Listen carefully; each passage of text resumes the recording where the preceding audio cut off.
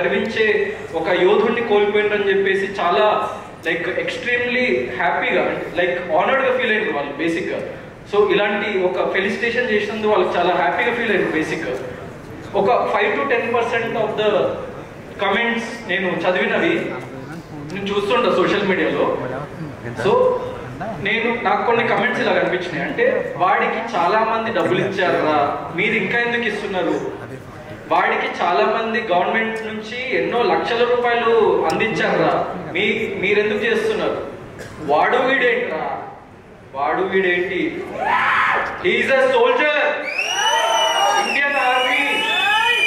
ఇక్కడున్న మనందరికంటే, ఈ ప్రపంచంలో ఉన్న అందరు సెలబ్రిటీస్ కంటే, మీ అమ్మా నాన్న కంటే, ఆ దేవుడి కంటే కూడా గొప్పోళ్ళు ఇండియన్ ఆర్మీ.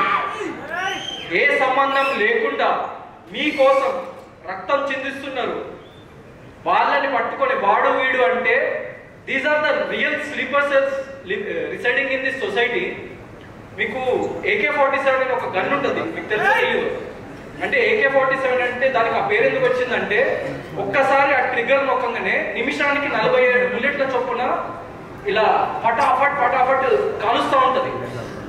ఇలా కమెంట్ చేసేటోళ్ళకి, ఇలా ఆలోచించేటోళ్ళకి, వీళ్ళు మన సొసైటీలో మన సమాజంలో పెరుగుతున్న స్లీపర్ సెల్స్ కాబట్టి గవర్నమెంట్ ఆఫీసర్స్ అంటున్నా, మీరు ఏదో సైబర్ నేరం అనేది వదిలేయకండి.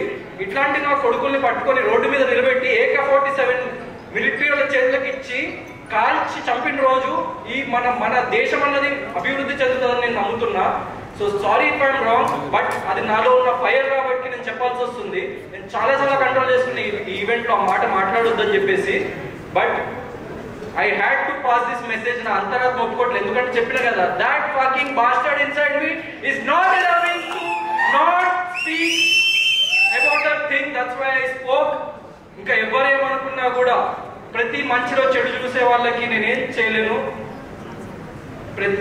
ప్రతి మూమెంట్లో, ప్రతి విషయంలో మంచిని గ్రహిద్దాం. నీ లైఫ్ చాలా బాగుంటుంది. అండ్ నీ మీద నువ్వు కాన్సన్ట్రేట్ చేసుకొని నీ ప్యాషన్ పట్ల, నీ కెరియర్ పట్ల